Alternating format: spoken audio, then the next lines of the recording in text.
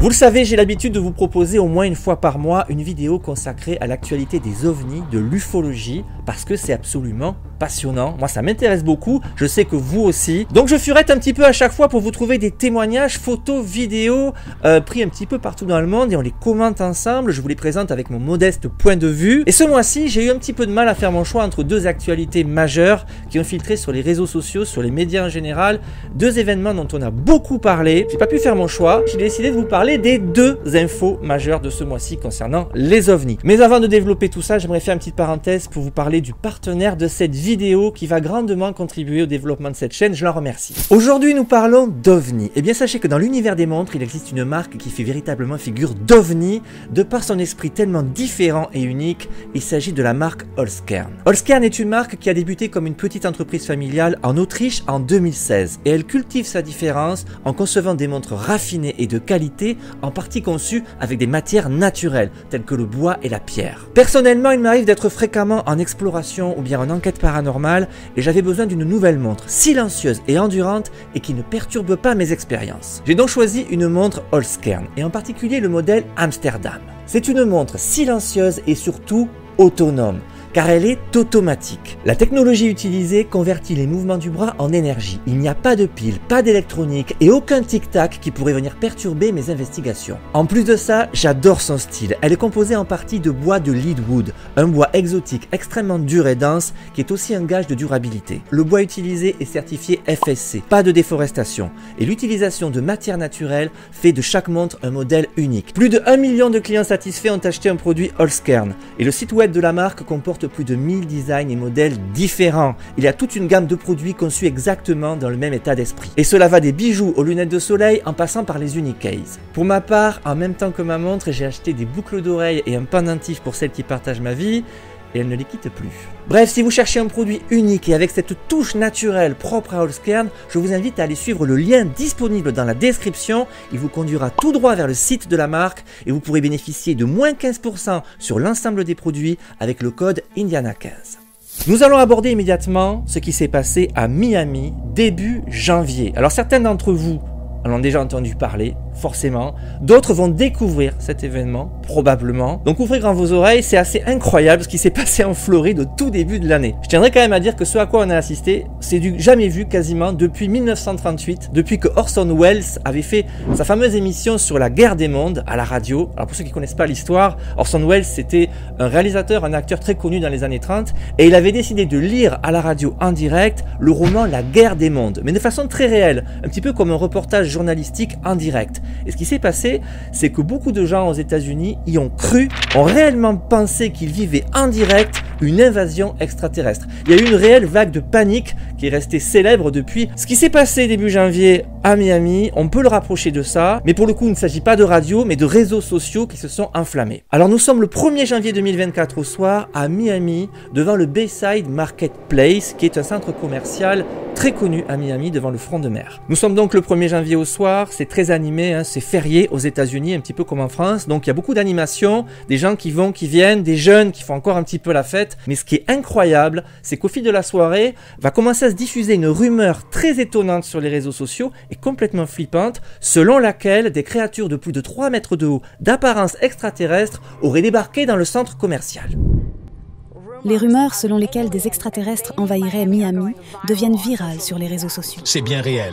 La théorie conspirationniste provient d'une importante présence policière à Bayside Marketplace le jour du Nouvel An. Regardez bien votre écran. Est-ce que c'est un extraterrestre qui marche devant Bayside Marketplace dans le centre-ville de Miami? Les sites conspirationnistes en ligne disent que cette silhouette sombre non loin des voitures de police de Miami pourrait être un alien. Alors la rumeur enfle de plus en plus sur les réseaux sociaux au fil de la soirée, la télé, les médias commencent à s'en emparer, et ce qui est incroyable, c'est qu'on a des témoins qui commencent à parler, des gens qui auraient vu les créatures. Honnêtement, je pense que cela me semble assez réel. L'alien semble assez tranquille. Je pourrais être ami avec un alien, je suis plutôt cool. Nous courions, et puis nous avons regardé en arrière, et nous avons remarqué des choses bizarres. Des formes plus grandes que moi, et je mesure 1,88 m. Des ombres obscures et des formes solides qui ne sont pas humaines. Je le promets, ce n'est pas humain. Ce que je veux dire, c'est que ça m'a hérissé les poils sur ma peau. Je ne peux pas expliquer ce qu'ils étaient. Je peux dire qu'il s'agissait d'aliens et qu'ils n'étaient pas humains. Je ne sais pas s'ils essaient de dissimuler cette histoire, mais ils disent qu'il s'agissait d'un officier de police et de quelqu'un d'autre, pas du nombre. Alors j'avoue que tout cela est assez flippant, mettez-vous un petit peu dans le contexte, tout le monde commence à parler d'invasion extraterrestre, la télé s'en mêle, il y a une panique générale qui se répand à Miami, en Floride, et peu à peu à travers les États-Unis. Alors comment cette histoire a réellement débuté? Il faut s'intéresser à ces images, comme celle-ci, qui ont été prises ce soir-là, sur cette large avenue, qui passe devant le centre commercial. On voit des dizaines et des dizaines de voitures de police, toutes sirènes hurlantes, en train de se rassembler et de converger vers le centre commercial. C'est extrêmement flippant, d'autant plus qu'on commence à avoir des images de foule un peu en panique, des gens qui évacuent le centre commercial. On ne sait pas ce qui se passe jusqu'à ce que certains commencent à annoncer l'arrivée d'extraterrestres. Et tout cela est parti d'une autre image, encore plus précise. Alors j'ai retrouvé l'endroit où elle a été filmée. Il s'agit d'une sorte de monument que voici sur l'avenue. On voit un monument avec 3 grandes marches juste devant. Juste à cet endroit précis ont été filmées des images extrêmement troublantes. On voit une créature grisâtre, très grande. On parle de 6 pieds de haut, donc environ 3 mètres de haut. On peut avoir une idée de l'échelle grâce aux voitures qui sont juste à côté. On voit cette créature déambuler devant les voitures de police, un petit peu nonchalamment. Et certains commencent à dire il s'agit de la créature, il s'agit de l'extraterrestre qui a débarqué dans le centre commercial. Et c'est vrai que si on zoome, si on regarde un petit peu plus près, on voit une sorte de silhouette un petit peu bleutée, grisâtre, un peu floue aussi, il faut bien l'avouer. Bref, tout le monde commence à se dire il y a des extraterrestres dans le centre commercial sur le front de mer à Miami. Alors au fil de la soirée et des heures qui suivent, la rumeur enfle de plus en plus. Je vous l'ai dit, elle gagne le pays tout entier. On commence à parler de coupure de courant sur Miami, du fait que l'aéroport est fermé, que les avions sont cloués au sol, et certains disent avoir vu passer les fameux hélicoptères noirs. Alors aux États-Unis, il faut savoir qu'il y a un mythe par rapport à ces hélicoptères, c'est carrément les Men in Black en hélicoptère. Quand les hélicoptères noirs sont là, la situation est grave et il y a surtout quelque chose d'extrêmement secret défense à masquer.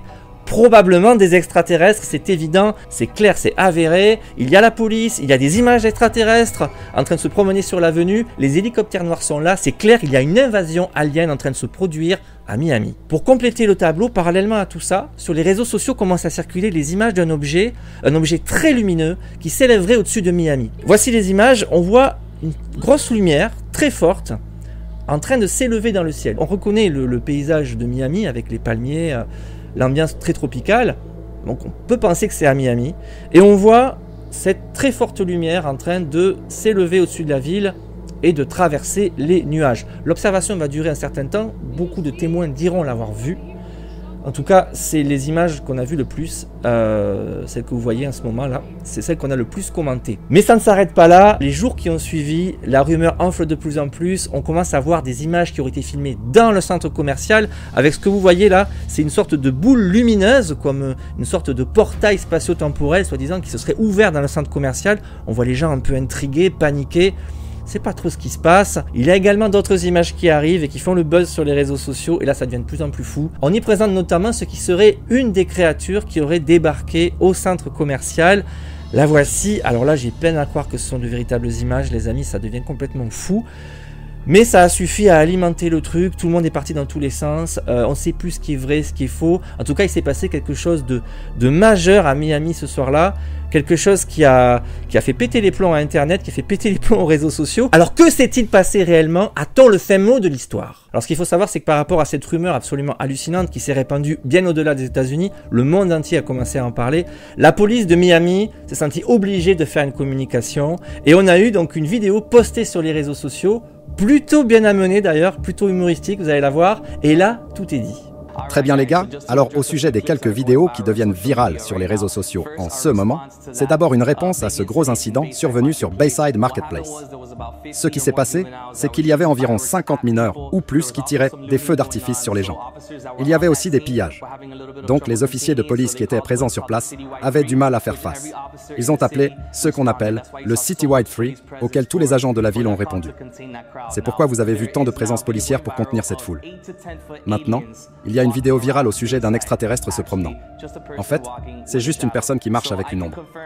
Je peux donc vous confirmer à tous ici aujourd'hui qu'il n'y a aucun extraterrestre à Miami sur Bayside Marketplace pour le moment. Donc, c'est vendredi. J'espère que vous passerez un bon week-end et que vous resterez en sécurité. Alors vous l'aurez compris, il s'agit en fait d'adolescents un petit peu excités qui se sont réunis dans le centre commercial et se sont mis à faire exploser des feux d'artifice et des pétards. On a cru à une fusillade, et aux États-Unis, quand on parle de fusillade, on rigole pas. Ça a déclenché un plan d'urgence à Miami qui demande à tous les agents de police de converger vers le point où il y a la fusillade présumée, d'où le rassemblement de policiers assez incroyable à cet endroit. Personne n'a rien compris, on ne savait pas trop ce qui se passait, des scènes de foule, la police... Bref, tout le monde a commencé à imaginer des choses. Il s'agissait simplement de scènes d'émeutes, de bagarres. D'ailleurs, il y a eu, je crois, 4 adolescents arrêtés. Et le policier l'a précisé à la fin de la vidéo, pas d'aliens à Miami. Et j'aime bien la précision, à ce jour, à cet instant.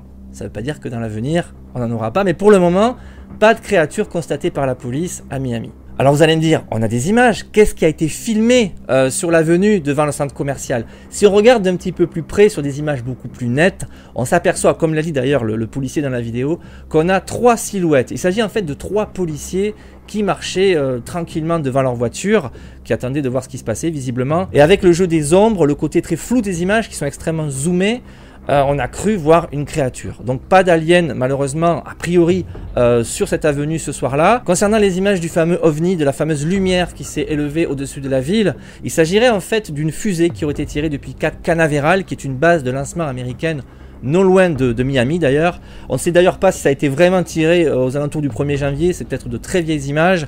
Donc tout le monde est allé de sa petite fake news, ça a été alimenté de tous les côtés. Et il faut bien avouer que c'est parti dans un gros gloubi-boulga, une grosse psychose collective concernant les aliens à Miami. Je trouve cette histoire extrêmement intéressante, elle en dit long sur l'état d'esprit américain actuellement par rapport aux extraterrestres, par rapport aux ovnis, surtout depuis que David Grush a fait ses révélations au sein du Congrès américain l'été dernier.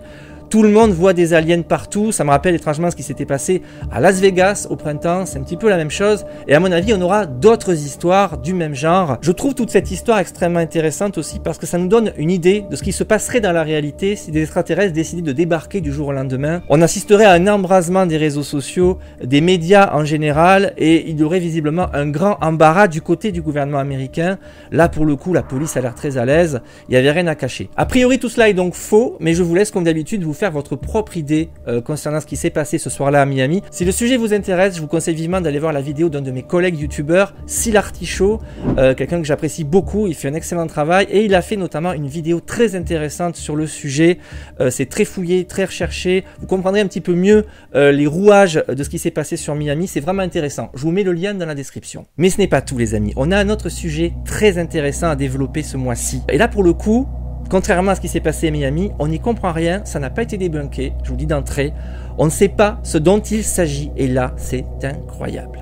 Les images que vous allez voir étaient initialement gardées secrètes par le gouvernement américain, elles ont fuité, elles ont été dévoilées par un youtubeur américain qui s'appelle Jeremy Corbell, c'est un spécialiste des ovnis, il en parle beaucoup, et il a précisé que quelqu'un avait pris de gros risques au sein de l'armée américaine pour lui refiler ces images. Donc c'est vraiment intéressant, on va regarder ça avec attention. Alors ces images ont été prises dans une base de l'armée américaine en Irak en octobre 2008. Il s'agit de la base Al-Taqaddoum Air Base. Vous savez que les Américains ont maintenu longtemps une présence militaire en Irak, je crois qu'aujourd'hui ils sont quasiment partis. Mais en 2018, ils étaient bien présents et il s'est passé quelque chose de très bizarre à cette période-là. Des images ont été filmées, des images vraiment étranges d'un objet complètement inexplicable. Vous allez voir, on n'a jamais vu un truc pareil. D'ailleurs, on y va, on va se le regarder ensemble. Les voici. Nous sommes donc au-dessus de la base et regardez, il y a un objet complètement bizarre, mais voilà, ça ne correspond à rien de ce qu'on a déjà vu. On voit une sorte de masse avec comme des tentacules en dessous, d'où l'appellation méduse. On parle de jellyfish. UFO du côté des Américains. C'est vraiment étrange, on dirait presque le montage d'un vieux film, tellement c'est bizarre. On voit donc cet objet un petit peu en lévitation, comme ça, survoler l'ensemble des installations de la base. Alors ce qui est fou, c'est que cet objet aurait été aperçu à maintes reprises au-dessus des installations, à tel point que les militaires qui étaient chargés de surveiller la base avaient pour consigne de traquer ces objets qui passaient fréquemment et de les filmer. Et pour le coup, ça a matché. Alors il faut préciser qu'on a des images en infrarouge, que ces objets étaient apparemment invisibles à l'œil nu et que même les lunettes à vision nocturne des soldats américains étaient incapables de les voir. D'ailleurs au passage, je pensais qu'il s'agissait de lunettes à infrarouge, apparemment c'est pas tout à fait la même technologie. Là pour le coup, nous avons des images en infrarouge, apparemment de nuit donc, avec donc cette étrange créature ou objet, on sait pas trop, qui passe comme ça au-dessus des installations. J'imagine un petit peu l'état d'esprit des militaires en voyant ce truc passer au-dessus de leur tête. Alors sachez que certains détracteurs concernant ces images ont affirmé qu'il pouvait s'agir d'une crotte d'oiseau, d'une saleté collée sur l'objectif de la caméra. Mais vous allez le voir, on a des images assez troublantes, des images d'analyse faites par un autre youtubeur. Les voici. Donc on voit en accéléré que l'objet tourne légèrement sur lui-même et change de couleur. Il se modifie, il tourne sur lui-même et il modifie légèrement son apparence. C'est vraiment intéressant, ça coupe court complètement à l'idée que ça puisse être une saleté, une impureté sur l'objectif de la caméra. Regardez, on voit très clairement l'objet faire des sortes de demi-tours sur lui-même. Donc c'est avéré, quand on voit ces images, il y avait réellement un objet qui survolait la base américaine. Alors de quoi s'agissait-il? C'est vraiment difficile de savoir. J'ai entendu d'autres récits selon lesquels des soldats auraient vu ces objets pénétrer dans un lac situé non loin de la base, et c'est vrai que j'ai fait mes vérifications, il y a un lac à quelques kilomètres de la base américaine. Un observateur aurait notamment vu un de ces objets s'enfoncer dans le lac pendant plus de 17 minutes avant de ressortir subitement et de foncer vers le ciel avec un angle de 45 degrés, c'est très précis, et disparaître. Donc ça nous donne peut-être une donnée essentielle sur l'origine de ces créatures, de ces objets qui viendraient peut-être du ciel, en tout cas qui y retournent. Il y a autre chose de très important à signaler, sachez qu'il y aurait eu des objets similaires photographiés en Californie. Les voici. C'est très bizarre, on a vraiment une similarité, je trouve. J'avais pas connaissance du tout que ce genre d'objet avait été photographié, filmé, je sais pas. J'ai pas trouvé beaucoup plus d'indications, beaucoup plus de documents concernant ces observations en Californie, mais avouez que c'est très troublant. On a apparemment la même physionomie. Donc de quoi s'agissait-il? À ce jour, on ne sait pas, ça n'a pas été débunké, personne n'a pu apporter de réponse, ça débat beaucoup, ça analyse beaucoup. Une dernière info et qui a son pesant de cacahuètes concernant ces images, tout dernièrement, le porte-parole du ministère de la Défense américain s'est exprimé au sujet de ces images qui ont fuité et il a déclaré qu'il n'avait pas de commentaires à faire concernant l'authenticité de ces images, ce qui signifie en creux qu'il est valide, en tout cas il n'a pas démenti, donc beaucoup ont compris qu'il sous-entendait que ces images étaient donc vraies. Bref les amis, j'ai trouvé cette histoire complètement folle, on n'a peut-être pas fini d'en parler parce que j'ai vu d'autres infos plus ou moins abouties concernant des ovnis méduses à divers endroits du monde, on en reparlera peut-être, d'autres infos vont sûrement fuiter d'ailleurs dans les mois qui viennent concernant ce sujet. Si vous avez vous-même des informations ou des indications à apporter concernant ce phénomène ou même ce qui s'est passé à Miami, évidemment n'hésitez pas à en faire part dans les commentaires, c'est toujours intéressant que tout cela soit interactif et qu'on puisse échanger autour de ces sujets passionnants. Avant de se quitter les amis, j'aimerais faire à nouveau un clin d'œil aux partenaires de la vidéo, la marque de montre Holzkern. N'hésitez pas à aller faire un tour dans la description, vous trouverez le lien pour rejoindre leur site et bénéficier de moins 15% sur l'ensemble des produits avec le code Indiana15. C'est la fin de la vidéo, on reparlera d'OVNI très bientôt. En attendant, je vous donne rendez-vous la semaine prochaine pour une nouvelle aventure radicalement différente. Je voulais vraiment vous remercier d'être de plus en plus nombreux à me rejoindre pour suivre la chaîne et mes aventures. Merci à tous les amis, à très vite, ciao.